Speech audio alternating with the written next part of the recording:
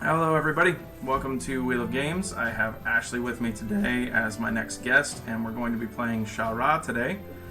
This is the game that is way more fun to see in motion than to try to explain, just like Go. And I have him on as one of the people that reached out to me, so I'm glad to at least have you here with me, Ashley. Just a little bit about yourself. You've already told me that you've finished the series multiple times, so we're clear on that. So this entire video will be completely spoiler heavy. Everybody deal with that.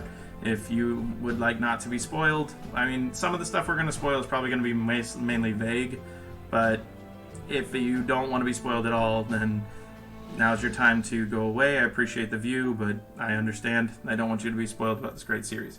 So, Ashley, a little bit about yourself, where you're from, how's life wherever you are, anything you want to talk about. So. So I'm originally from South Africa. Okay. But I actually live in Brazil at the moment. Okay. Are you there for school or? Yeah, I'm studying here. Okay. What are you studying? Genetics. Oh. Plant genetics. Okay. Okay. Yeah. Plant genetics. Okay. Yeah, because you mentioned genetics. Everybody always goes to their heritage. I call myself an Irish mutt, but either way. No, I know about plant heritages. That's as good as it gets. Gotcha. So I'm gonna apologize to you because we're gonna keep going, but your video is frozen again, and I don't want to keep bouncing in and out. We were having this issue ahead of time, but it's fine. You're smiling. You look fine. You'll be all right. But we can still hear you, so that's fine. So to go over Sha Rah briefly, I'm going to start as the green pieces, and he is the red pieces. And we will place pieces on the board, and then everything will start, and we'll start the interview process and everything. Again, this is the game that allegedly Sanderson told the guy how to play, so he put up the rules, and that's what we're going with, is the rules that he put up. So, I will begin by putting my first piece. And this is the only strategy I've used before. So now you place a piece. Okay. So you put any piece you have anywhere you want. Remember, the snakes are like bishops, the stones are like kings that can't take pieces, and the foxes are like rooks. Okay. And we'll begin the interview portion. So, first question is, how did you start reading The Wheel of Time? Great. I was about to do that in the introduction, but yeah, okay. Good question. Well, hey, I skipped over you, so I apologize. I just remember I was at a friend's house, and I said that I was looking to read a book, like get into a new series, and then she gave me the first book, The Eye of the World. And she said this is the best series, and read it, and then I was hooked after that. Understandable. That's kind of similar to the last guest that I had on. Her statement was that it wasn't her book, so she stole the book from her friend's brother. And just so you know a little bit about me, when I was in high school, I actually picked up the books because of a need to read them, or I had to have a book series to read for health class, and I had just finished the Left Behind series, which is a series, the Left Behind series. Yeah, again, it's not anything major, trust me. I think I read it actually. It's a whole thing about to Christianity, the rapture, and the end of the world, and everything. And I was raised very, very conservative Christian. And because of that, I wanted to find a book series that had to do with God and heaven. And I picked up The Fires of Heaven because I thought, fantasy series set with something having to do with, this type of thing. And it then said, oh, well, this is the first part of a whole, so here you go. And that's how I got invested in The Wheel of Time, as I started reading Eye of the World, and my entire world changed after that. So. But, and again, this isn't about me, it's more about the fans here. the next thing I'd ask is, have you ever been able to get to a Jordan Con? Have you ever been to one? Oh no, No? no. Too far away? It's a bit far for me. Yeah. Well, there's some people that actually come from Australia. So, I think they usually win. Australia's far from everything, so they usually win the door prize for who traveled the furthest. But no, I can understand it being a little far. I will tell you, if you do get a chance to go, it's definitely worth it. Not sure if you're ever going to come to the States and if you're ever conveniently in Georgia area around April, but it's kind of worth it, I will tell you. So I guess I would ask, if you were able to go to a Jordan Con, what would be the one thing you'd actually want to do the most? I think I just want to see other Wheel of Time fans face to face. Yeah. I've never really had some. I've never really spoken to a lot of Wheel of Time fans before, so it would be really nice and refreshing. Yeah, it's definitely that. You definitely get that sense of that, like what you're describing. You know, like the sense of community around it, where you're realizing just how much you need people to just kind of latch onto, I guess is what you're kind of describing, right? Mm-hmm. Or just talk more about it, because it's such an in-depth series, right? There's so much going on, and I only recently joined the fandom. It's been nice to talk online, mm-hmm. but it would be really nice to actually do that in person. Well, that's what I'm doing for you right now, at least a little bit. So it's halfway there. Yeah, I'm a bit of a fanatic over here. I guess it's really not that big. Is it not that big of a series in Brazil or in South Africa? I don't know. When I finished it, I wasn't even in South Africa anymore. So I haven't met any other fans since. There was one friend that who had read it when I was in South Africa, but at that time he was about 5 books ahead of me. Oh, yeah. But now, since I finished the series, I haven't been able to speak to anybody about it. Mm. Well, that's kind of like what happened with my friend. So when I was growing up, I was really into the series, and my buddy next door, it was a huge fan of Sword of Shannara. Mm-hmm. And he was trying to get me to read Sword of Shannara forever, and I wouldn't read it. So we made this agreement that if he ever caught up to me on the Wheel of Time, that I would read the Sword of Shannara. So mm-hmm. he not only got to where I was, he passed me. I was on book 6 in my first read through, and he passed me and was on book 11. He just sped through the whole. He was there day 1 getting book 11, and so because of that, he the other day I got to see him for the first time in forever, and we just sat there and gushed for an hour and a half about the series, and it's like meeting a brother, or meeting a sister or a best friend, right. You know, you're finally oh, we can talk about this thing that nobody understands. You need to get involved with this. Well, I'm really excited. I told my sister about it the other day, and she seems eager to read it. Well, so maybe my sister will join the fandom soon.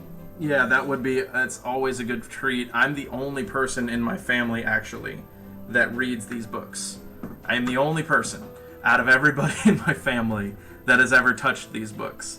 And so, because of that, did you place? I wasn't looking for a second, I'm sorry. I feel like I have no strategy. I'm comforted in the fact that it's the first time I've played. Oh, trust me, I've never won. So, you don't have to worry. I've never been able to win the game. So, usually I think I do have to place one, though. Yes. But no, so when we got to that point where he got past it, I went to read the Sword of Shannara, and he came over to my house. He goes, "You don't have to read that. It's way worse. don't read those books." Well, actually, talking about it, I picked up one here. Which one is it? The Elfstones of Shannara. Okay. and I'm not sure if I should read it or not. I started, but I haven't really gotten into it. Like, I've gotten past the first chapter yet. Well, my buddy's response was, it's tainted. Like, it's not really worth it to read Sword anymore. He just kind of said it's a bust. it's really not worth your time. Oh, okay.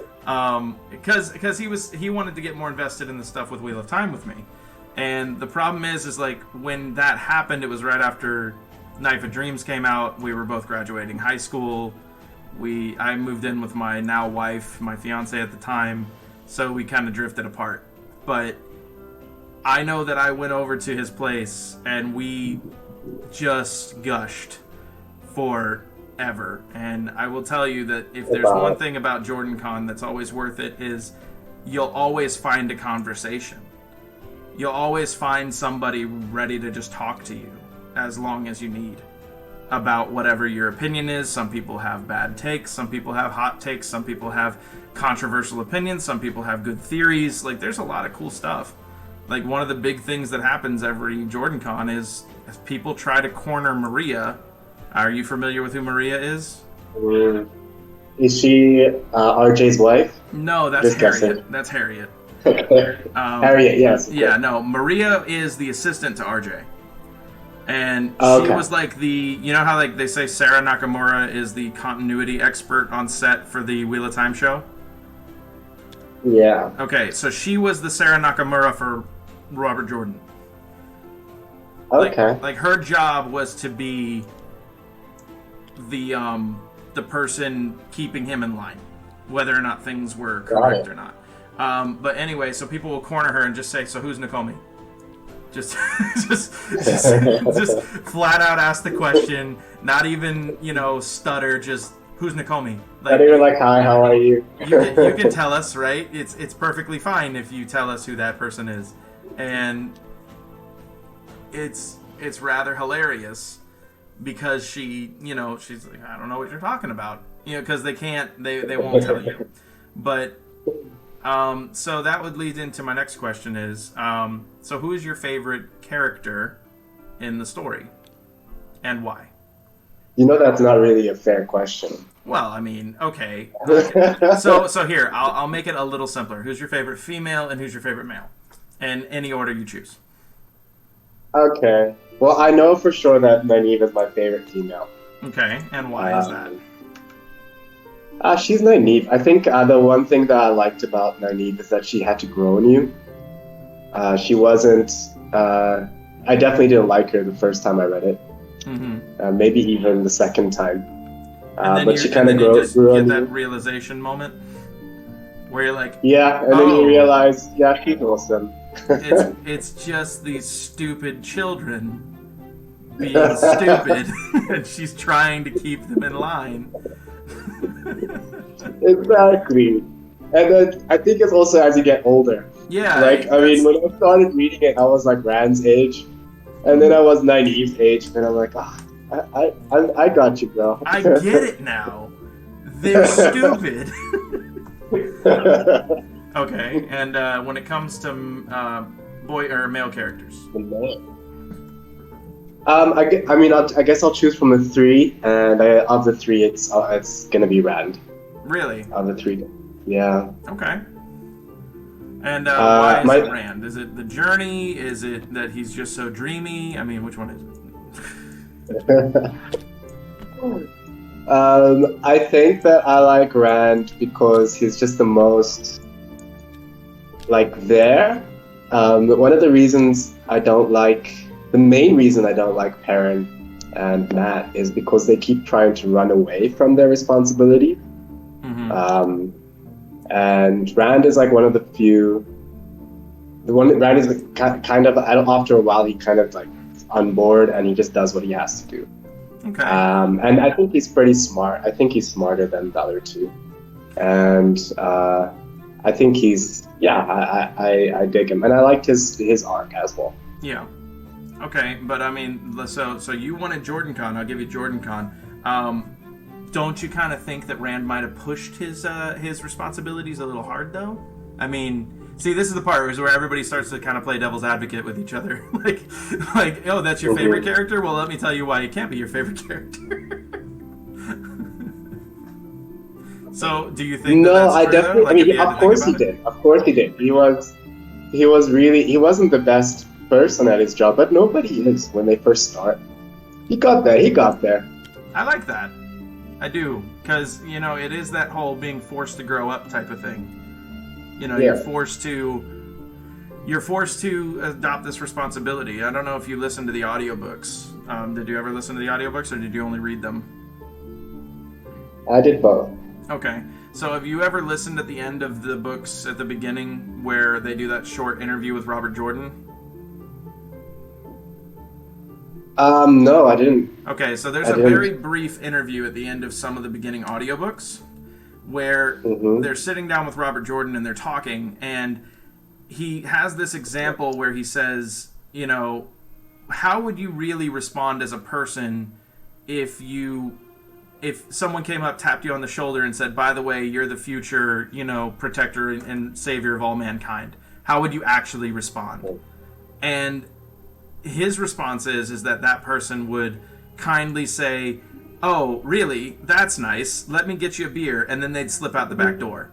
Like, and so I guess that kind of goes with your theory of Rand and Perrin kind of running away from their responsibilities. And I think that was what the character was for RJ when he was writing the books. Was Matt and Perrin were the everyman. And Rand is the only one who starts saying he has to be Quindiyar, he has to be hard, he has to, protect the world. And in my opinion, he's always kind of just pushed that envelope just a smidge too far. I mean, it's nothing against Rand personally. I think he's a great character. I mean, if you've watched Daniel Green's videos about his, Wheel of Time hierarchy of characters, he puts Rand right there at the top. And, I mean, personally for me, I don't view this... Did you place one? I did. Okay. I did that one really fast. Yeah, you're running ahead of me now. No, but so that would be kind of something that would happen if you were at JordanCon. You would have your opinion, you're allowed to say your opinion, then everybody kind of just tells you, well, here's my thoughts on your thoughts.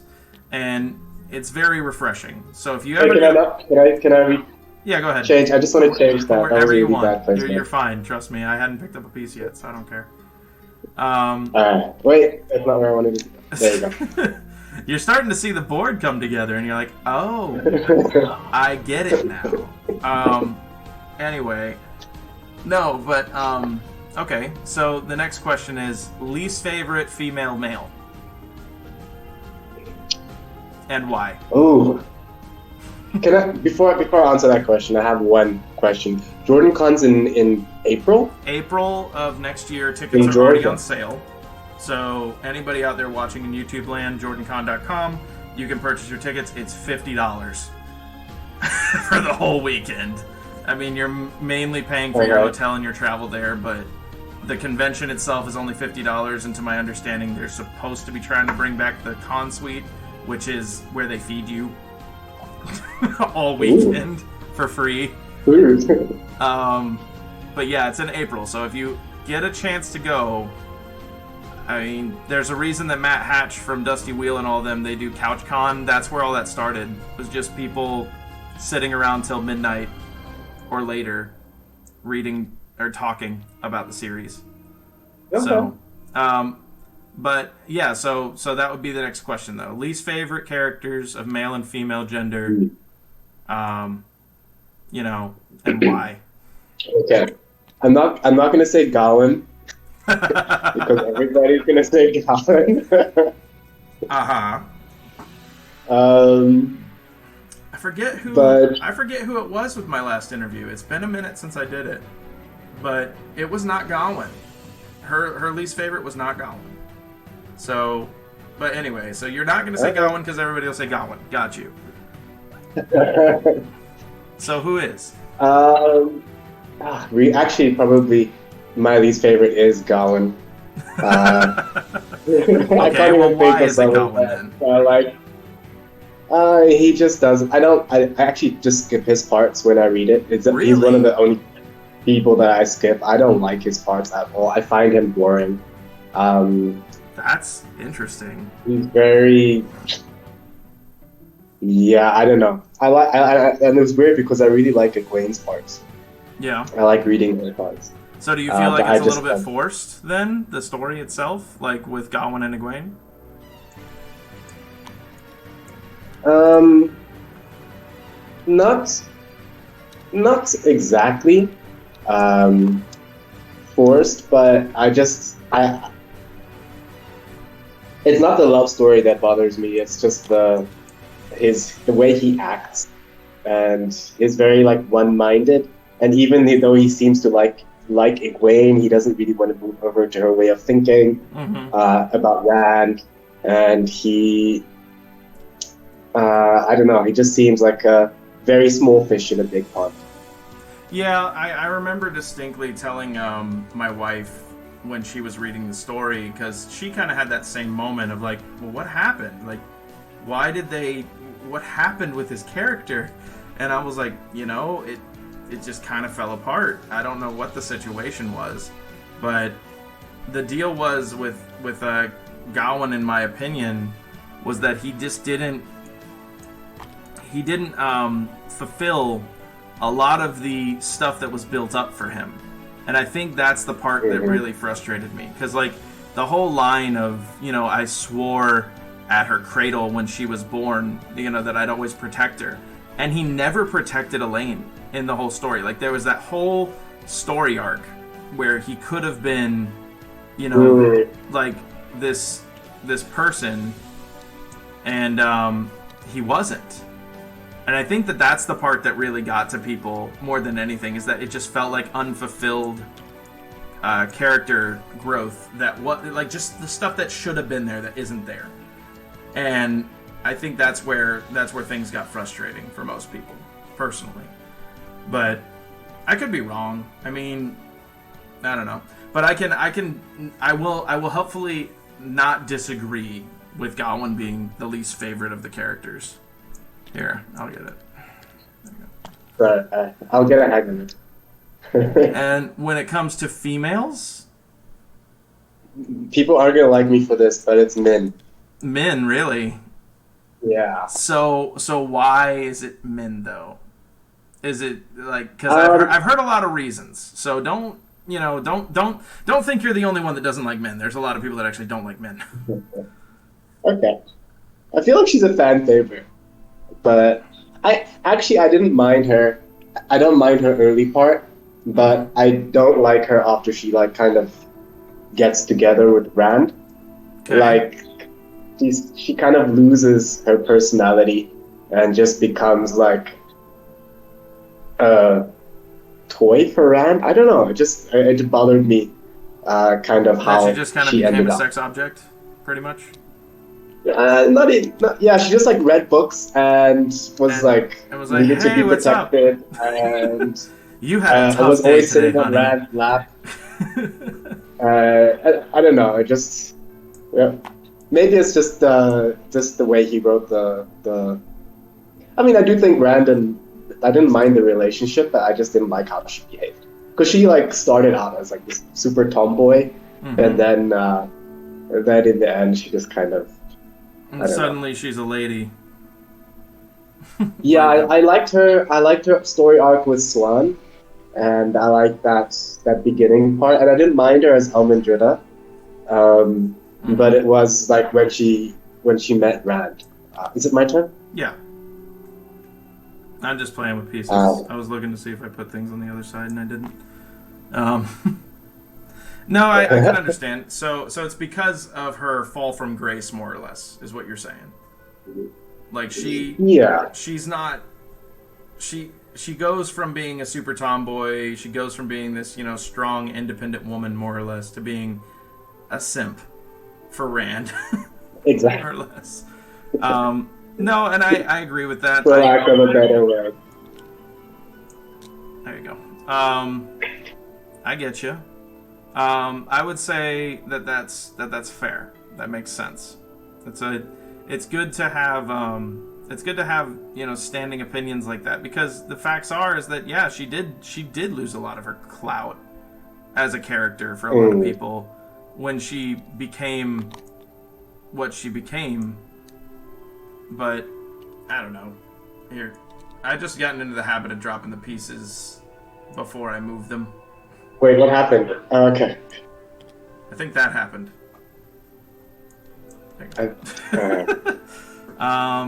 But either way, okay. So I mean, you just kind of answered your own question a bit. But what would be a hot take that you have on the series? What's your controversial or hot take on the series? Like if you had to say something that's just gonna piss off people, like this thing is my honest opinion. What do you think it is? Okay, so one of the things that I like thinking about, and there's not a lot of information to go off of. Okay. So it's my hot take is largely speculation. Mm-hmm. But I think that the Dark One is not evil. You think the Dark One is what? I don't think that the Dark One is actually evil. Well, I mean that's kind of proven though in the story, isn't it? Am I wrong? Because it's the whole thing at the end where Rand says, you know, it's not. It's that he's just existing, like he's just existence, and he's counterbalance to good, more or less. So I mean, that's what I mean is, you think he's right? I don't think that the antagonist in the story is actually the Dark One. So I think that the Dark One is a nightmare in Tel'aran'rhiod, and is a projection of human idea of evil. Really? And so all that happens in the story is actually them fighting this nightmare in Tel'aran'rhiod. So the Dark One is... That's cool. I actually kind of like that. My answer to that question is kind of similar to yours, because, you know, full spoilers, everybody, high five. When Rand becomes Super Zen Rand at the end of the series, right? Mm-hmm. When he is official, like lighting his pipe with his mind type of thing, right? My theory is that Rand will become Aelon. He'll become the new Ishamael. Oh. Like, because my theory is that he can't die anymore because of what he went through when he transitioned into being the new Ashama, to being, you know, his super Rand form. Right.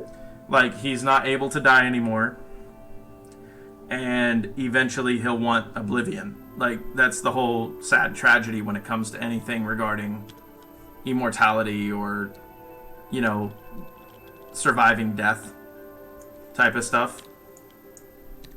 This is the only way I've ever figured out. That's interesting. So it's like, so that's how the cycle continues. Yeah, like, because realistically, like, it's something, I think I had the conversation with Matt Hatch, where that's the guy from Dusty Wheel, where the theory goes that to him, he says, well, you know, the wheel's a wheel, so eventually the bore has to be re-drilled, right? Isn't that just how, that's why Aelon, Aelon's one of my favorite characters. So Aelon Morin Tedranai, the Ishamael, he's one of my favorite characters.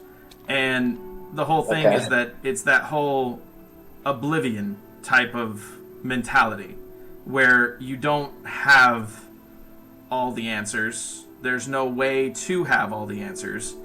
And what's the actual price of immortality? Like, that's a huge thing for me, is understanding the price of immortality.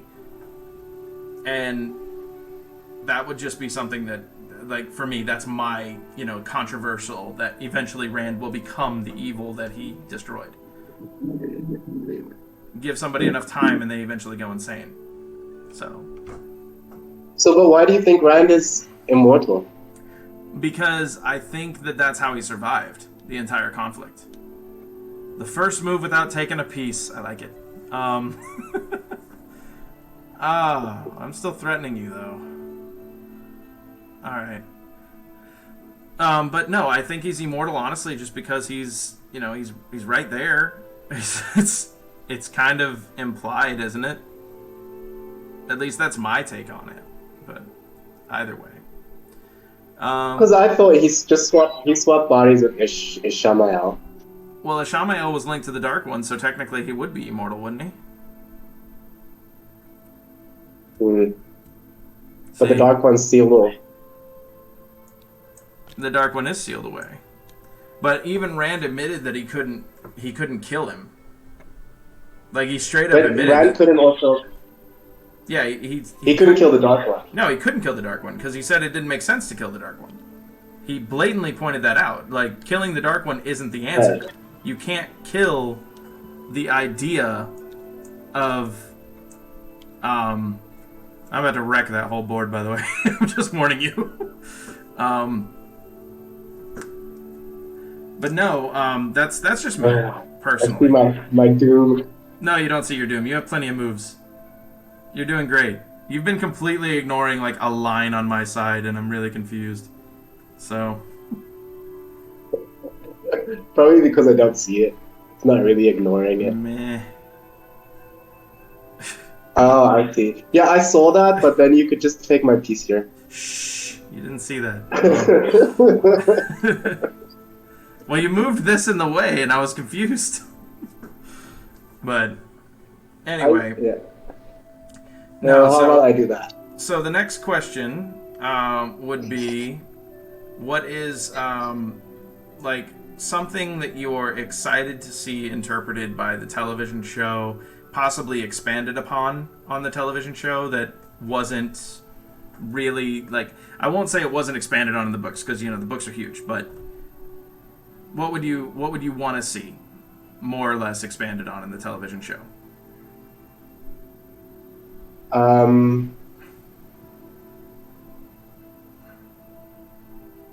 Like, to give you an example, because I can tell you're thinking. To give you an example, some people are excited to see more LGBTQ plus stuff represented in the show that possibly Jordan couldn't have, pushed as hard because of the time frame that everything was written in.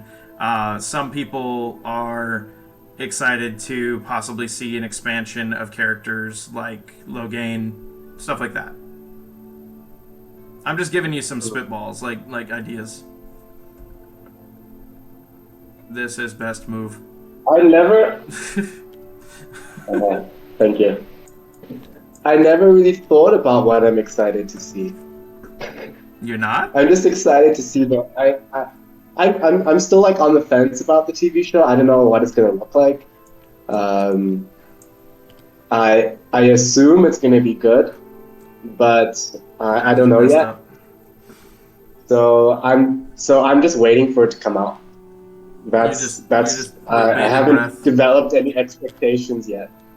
But I think what I'm probably most excited to see is, like, a good representation of the different cultures. Yeah, like, the costumes and the cities, and, like, I think that would be exciting. That's huge. I understand that entirely. Because I'm wanting that more than anything. I'm wanting things to be, like, I want people to realize, the scope of what it was. Because I think that was probably my roughest part. So I'm going to get into the next question, because this was my Tom's guitar. That's, like, the little thing that I have, which is, it's a reference to one of my friends. She has a "What's your Tom's guitar?" That's her question to people, which is Tom's guitar was her moment where she said, not sure about that. Like, I don't think that I agree with that being in the show. So I guess that was my I guess Tom's guitar was the people's reaction to the characters being cast and how they kind of just smashed everything and made everybody. It made our entire community look like crap, which really frustrated me. Like, that was so it's not even a hot take about the show, it's a hot take about how people treated people. But so what would your Tom's guitar moment be? Have you had anything from the show where you kind of looked sideways? and said, I'm not sure that's the best choice? I've had a few. Um, I think like everybody, I was a bit shocked at the initial like casting, Was it but like good then shocked or angry shocked? not angry shocked. I was just like, oh, okay. It wasn't. It didn't like. I don't know. I was just like, oh, okay. I wasn't angry or anything. Yeah. Um, I was more angry at the angry, shocked people. Same here. And actually, that prompted me to reread the series because I saw some comments about how uh, how actually. Okay, I'm gonna take your advice. I'm here, Um, backwards. Right here. You're right here. You need to think of these like rooks. You can just wreck these bishops. They're unless I run, they're dead. So that'd be my advice. Anyway, so you were angry. Okay. You were shocked at the angry people. But yeah, and I mean, I'll admit it wasn't my first uh, idea either of what the actors would look like. But then when I read the books again, I was like, oh, okay, it's not really. It was never really explicitly stated, and like it's actually I just never stated. I saw all the books in a very new light.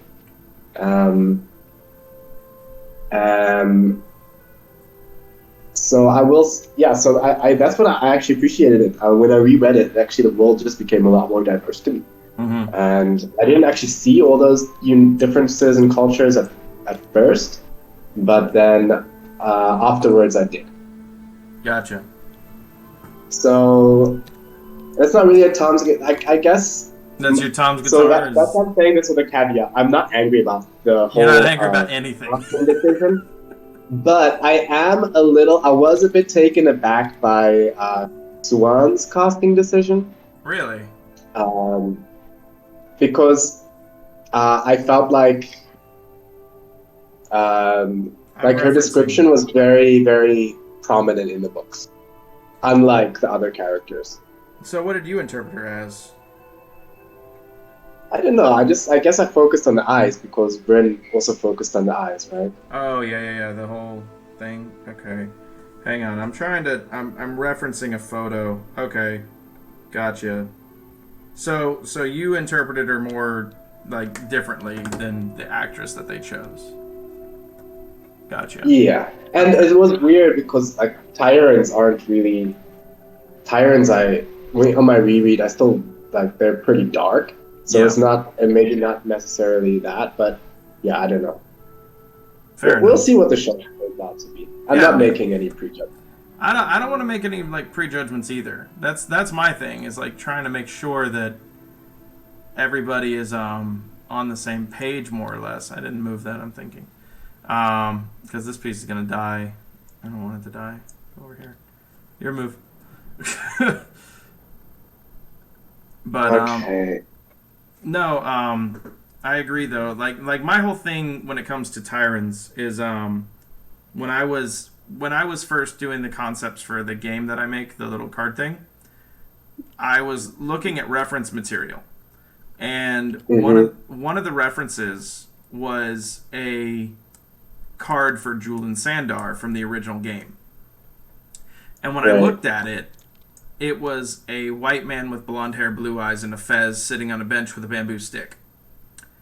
Right. Squatting on a bench with a bamboo stick. And I said, he's black.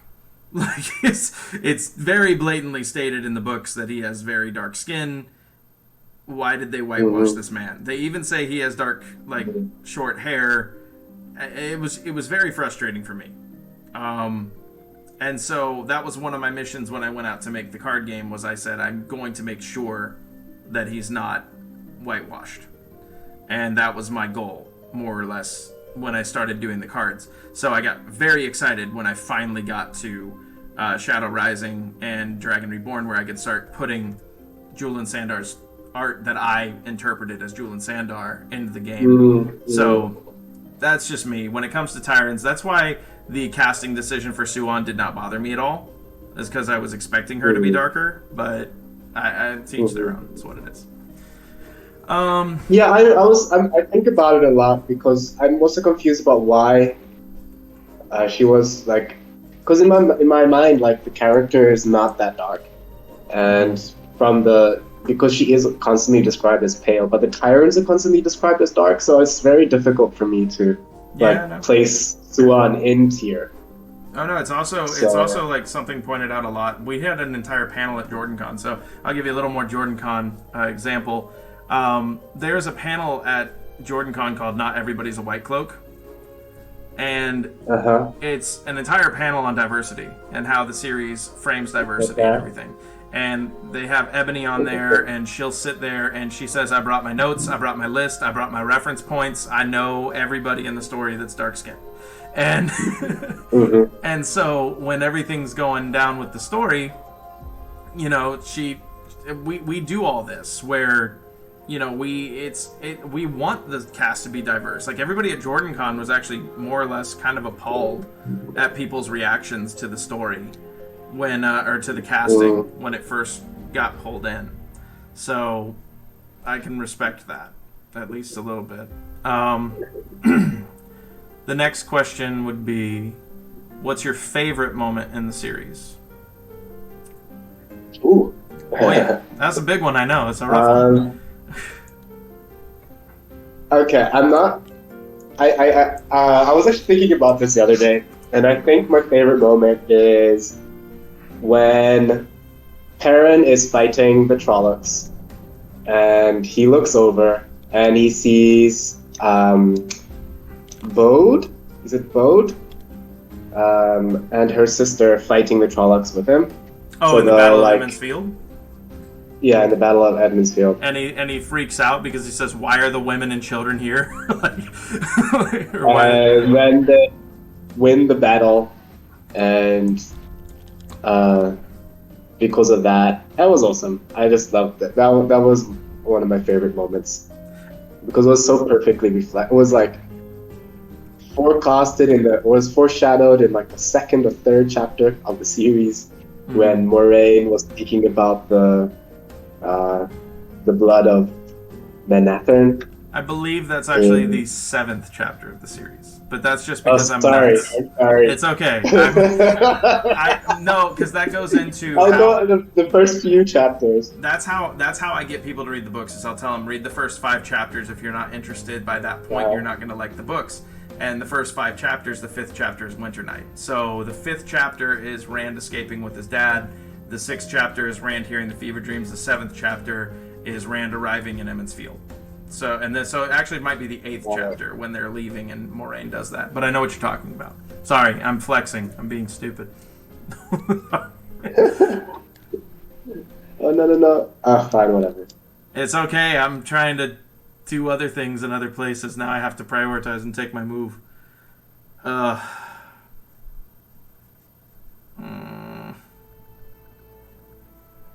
I'm so frustrated. Yeah, I can't really see this game. I think I understand like some general stuff now. Yeah, see, it comes together when you're playing. Unfortunately, I don't think we'll have time for a second game just because I know you're busy in a little while. And, yeah, this is mine. I'm taking that. Because otherwise you just take my snake. But no, my favorite scene is actually also a Perrin scene. And that's the Forging of Malahir. It's the Forging of the Hammer. It's like it's tossed up between my 2 favorite scenes in the series are both him working as a blacksmith. Like the entire scene of him in Tyr in the Dragon Reborn where he's working in the forge and Fael's just watching him. That is my second favorite scene in the entire series. It's actually my second favorite scene because it's just so well written. Like the entire scene is just it gives me goosebumps to think about it, just how good it sounds. Like it's just so I hate to say wholesome, but it's like wholesome. You know, like he finally gets that moment of peace where he gets to be a blacksmith. He gets to be what he wants to be for just a few hours. And it's this like respite for him. I like Terrence. That's one of the reasons I liked his storylines. I think he had one of the more wholesome storylines. Like he is like a lot of his moments feel very wholesome. Yes, covered in Trolloc guts. Yes, super wholesome. Great. Great. First character we see someone actually murder another person in the series. Wholesome. Very wholesome content. He did it for love. He did it. He did it to protect Egwene. He did. And because his dog died. No, I'm kidding. Hopper's great. But no. Hopper, I forgot. Like, I keep forgetting that Hopper dies twice. Yeah, he does die twice. Oh, it hurts. And then the second time, which is this here, so you're good. Oh, it's you moved early. Yeah. Okay, so I guess we're getting near the final questions. Is what's your? So there's two more. What's your least favorite? I guess you could say part of the series. So like if you had to pick something that I won't say you could do without, I want something that has to be in the series for context, but it was the hardest part to get through for you. And the slog does not count.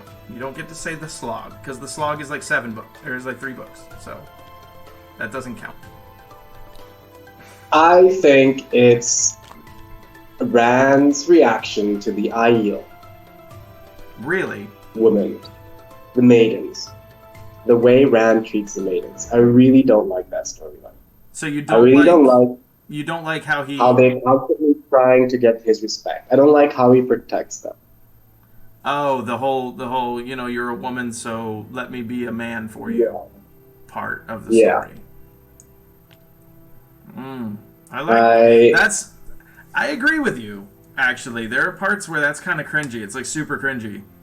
You don't need to protect them. They're actually a battle society. You twit. So they're warriors before women, and they tell him this so many times. And he's just like, but you're a lady. And he just doesn't hear it. You can bear children, therefore you must keep you safe. In the part in Karain, where they meet him in the little shack, and I think Sulin is the first one to walk in there, and she starts breaking her spears. Yeah. What happens if she breaks a third spear? Do they start committing suicide in front of him? Breaking their third spear, to my understanding, because I'm actually researching Fires of Heaven right now for my next card expansion for the game I've been making. Breaking the third spear is like the equivalent of saying, I'm not worth anything anymore. So it's not suicide, but it's the honor or the social equivalent of doing that. It's like, I won't say it's like quitting your job, but it's kind of like not just messing up at your job, but knocking down everything in your job at the same time. Like, you didn't just mess up, you're not able to do this anymore. So I think that would be the equivalent. I might have to research it a little more, but if they break that third spear, it's like there's no coming back. Like you've officially, like, you done it, pretty much. It's the end of your ability to be what you are anymore. So I think that's the situation, and that's why Rand had to stop her, because he was at least educated enough at that point in Aiel culture to understand that if Sulin broke that third spear, it would be the equivalent of making herself into a Gaishine. Like, with no recourse for it. At least that's what I gather from it. That's my own personal interpretation. Okay. Yeah, I was curious. I didn't quite understand what was going on there.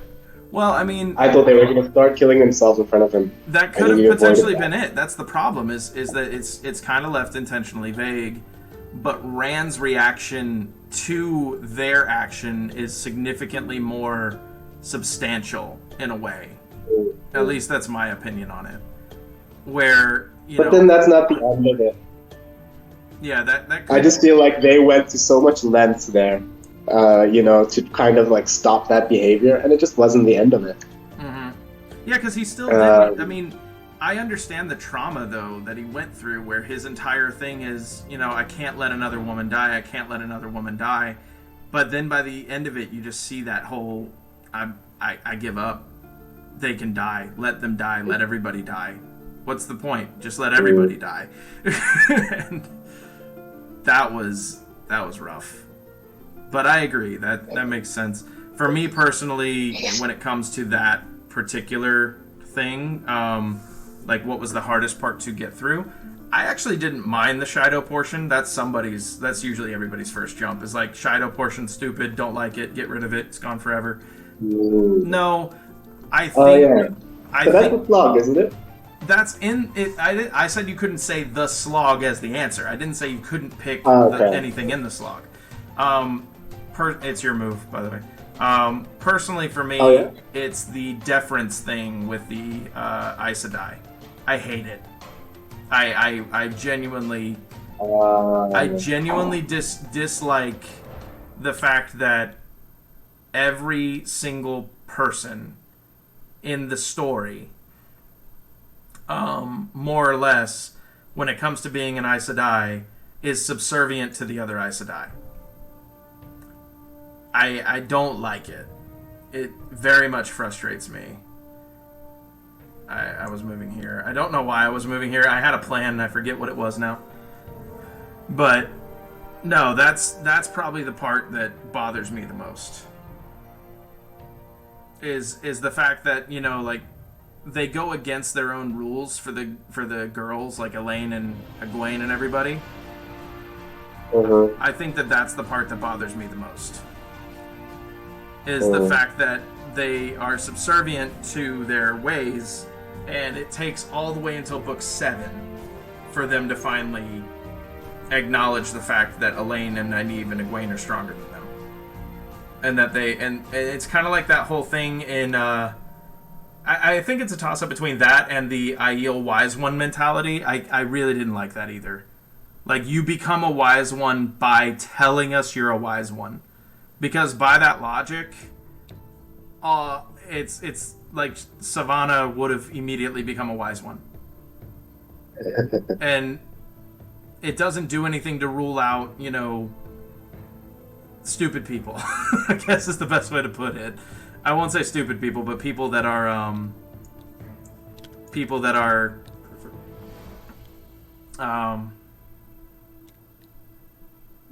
strong-willed enough, I guess.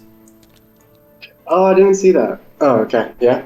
Yeah. I was like, he fell for my trap. You activated my trap card, Yugi. It's okay, as long as you have a snake and a fox, you're still technically in the game. It's still equal. Yes, I am evil. Anyway. I knew you were taking that stone. You got tunnel vision. I don't like the more I read about the Aes Sedai, the less I like them. Really? As an institution, not like individual Aes Sedai. But as an institution in general, they're pretty. They're pretty frustrating. It's almost like a political system run by, you know, just the elderly and nobody with new ideas is a bit dated. I live in America. So anyway. The fact that all the people that are in charge of my country are over 70 years old is kind of insane to me. Like, put in perspective the fact that 70 years ago was 1952. Like, they're from the 50s. It's been a minute. Maybe some people need to have some better ideas or some newer ideas. I also just don't know why they're like what they were doing. What were they doing for that time? Like, what was apart from the Red Aja, and maybe like the Browns and the Whites, who are like more researchy. But like, what were they doing? Were they just? I think they were just like trying to control the world. Yes, and that's exactly what they were doing. They were guiding. They were pulling the strings of society. Like, what were the Greens doing? What were the Yellows doing? Like, sitting around twiddling their thumbs. Well, the Greens were totally fighting in the Blight all the time. I mean, that was clearly displayed all throughout the books. Wait, the Blues. I mean, honestly, I'll tell you. Like, and that's actually the last question. Is there something that until you had to look in the glossary to understand? Is there anything in the series where you legitimately had to go to the back of the books and read the glossary to comprehend what it meant or what their purpose was, like for any particular character or any particular thing. I think that's a good segue into that. Definitely the Ajas. The Ajas, yeah, because that was mine too. Was trying to comprehend what the Ajas did.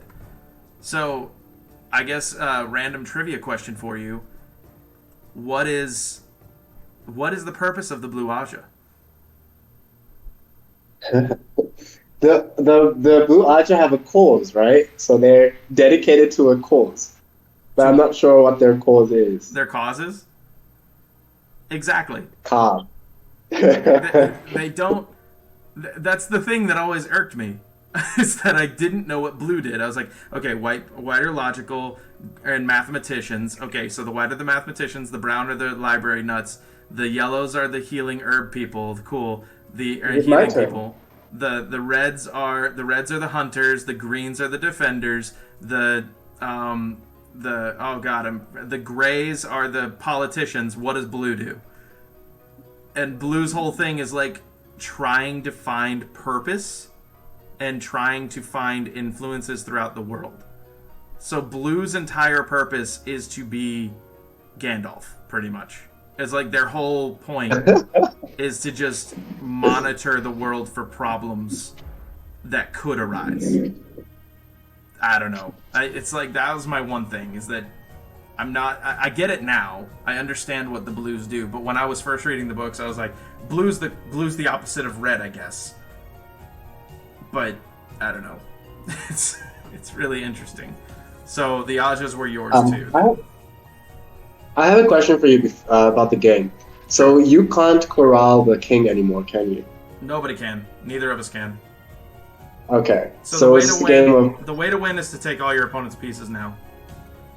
Okay. So if we can't corral the king, which both of us have just been trying to kill each other, it's pretty much anyone's game. Your job is to try to kill people, but I think I got you because you can't move onto white spaces. Right. So like you can't move onto white spaces anymore because you only have a piece that can move onto white spaces, but it can't steal things. It can't steal things on a white space, so you can just hide out on the white space. Oh no, I already have my next 3 moves planned. So all I can really do is like maybe try to take one more of your pieces. I mean, you could try to take them all, but you know, I have 5. I can't take your snake on the white piece. No, you can't. Unless you manage to get the king and kill it. So, but you only have 3 pieces. Unless I take if I happen to take all 3 of your other snakes. Well, your 2 snakes in your... All you have to do is take my fox, really. Like, if you take both my snakes and my fox, then you can technically draw with me. We're coming up on an hour, though, so... Is that long? Yeah, I don't care. This is like Jordan Con. You don't realize how much time has gone by until it's already happened. So...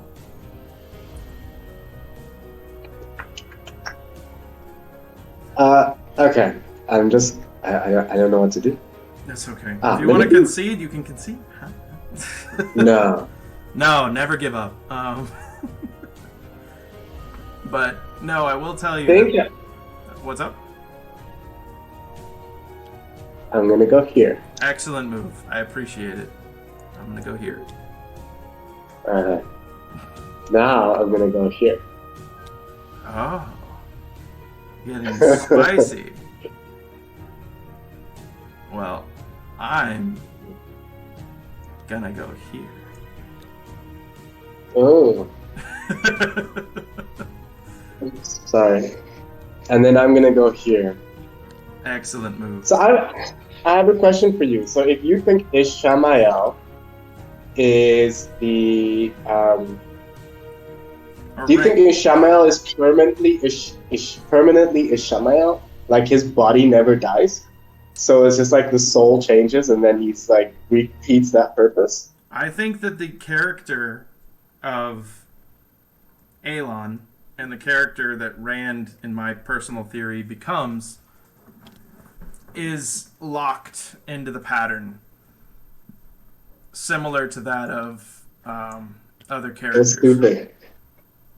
That was stupid. It's not stupid. It was smart. Anyway. I don't care. When I'm with my baby, yeah. Anyway. So. Oh, God.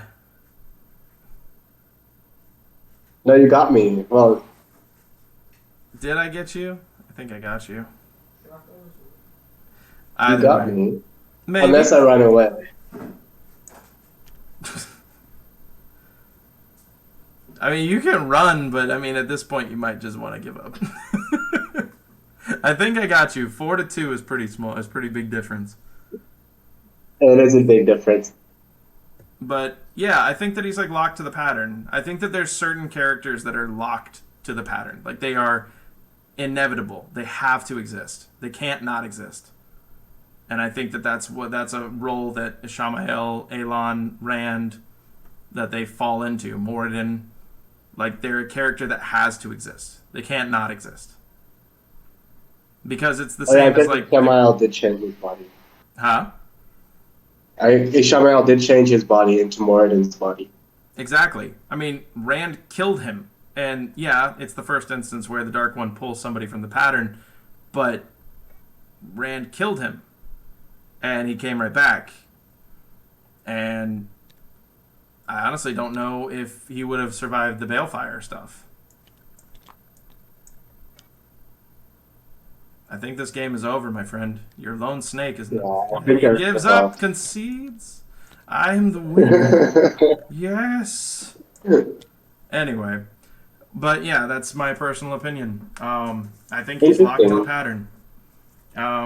If you want to do one more question to me, I'm more than willing to answer it. We've already gone over an hour, but I know you got somewhere you got to be soon. You said so.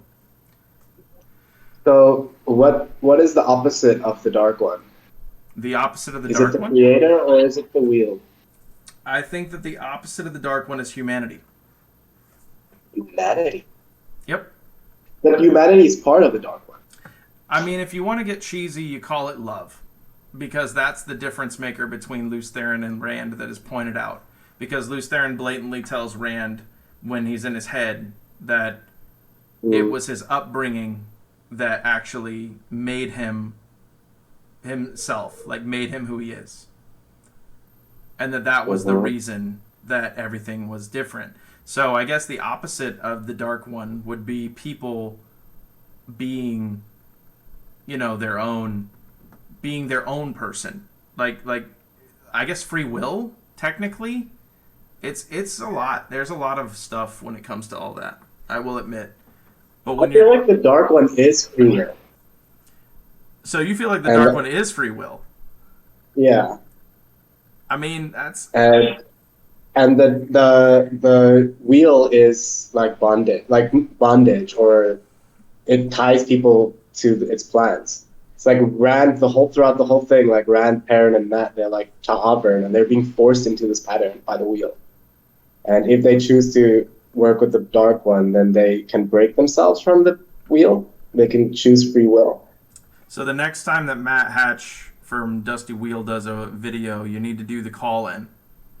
I know it's international rape, but you need to propose this theory if he ever does theories, because that is different.